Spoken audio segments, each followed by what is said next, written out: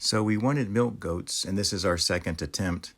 A few years back, we tried them and it didn't work out real good. We liked the small goats because they have small kids and wanted the pygmy. So we got the Nigerian dwarf that are really cute. They have beautiful coloring and stuff, and wanted to build a building that was cheap and easy to do because I don't have a lot of money and I wanted to do a different kind of construction that might save some money. So came up with the idea of using basically one-bys.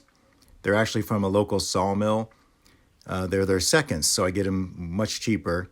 They got all kinds of defects in them. So they're one-bys, various sizes, 1x8s, 10s, 6s. It's all cedar, and he only does cedar, the local sawmill I get my wood from.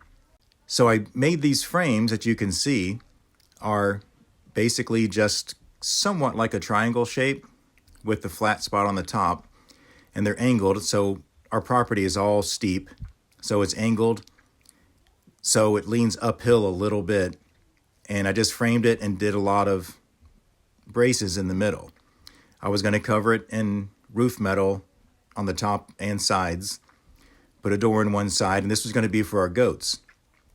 Had it all worked out, super excited about it. This is our second attempt. We had goats before, it didn't work out great years ago. So we're excited about getting some more goats on our new property and get it started. So I just do the purlins. And I skipped purlins on the side and screwed it right to the 1-bys, which are actually called 5/4. They're 1.25 inches thick. So they're almost the size of a 2x4. So I was hoping this would work out. And this is my first building doing this kind of construction of a building.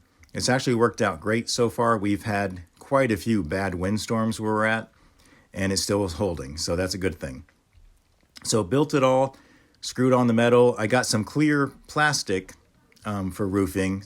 I forget what they call it, polycarb or something. And they're pretty sturdy, supposed to last quite a few years. And it brings a lot of sunlight in, so it helps keep down, bacteria and mold and things like that inside a building.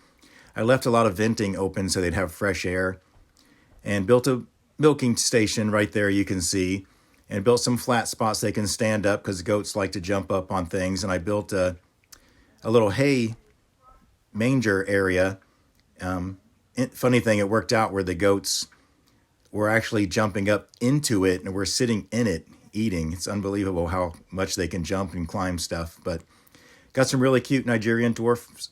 And then we found out a problem we had was after we'd built all this, it's made out of cedar. So we had the 3 females and 1 male Nigerian dwarf, and we showed a friend who raises goats and cows, who's been a farmer for a long time, our house, and she said, "Is that cedar?"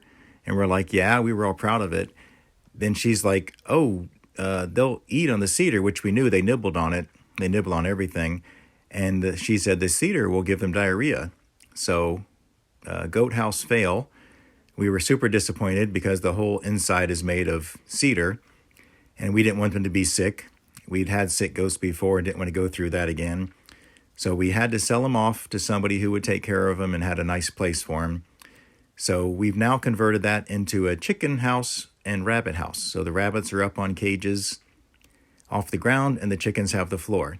So we'll show a video of that sometime soon where we have converted a goat house idea into a chicken house and rabbit house.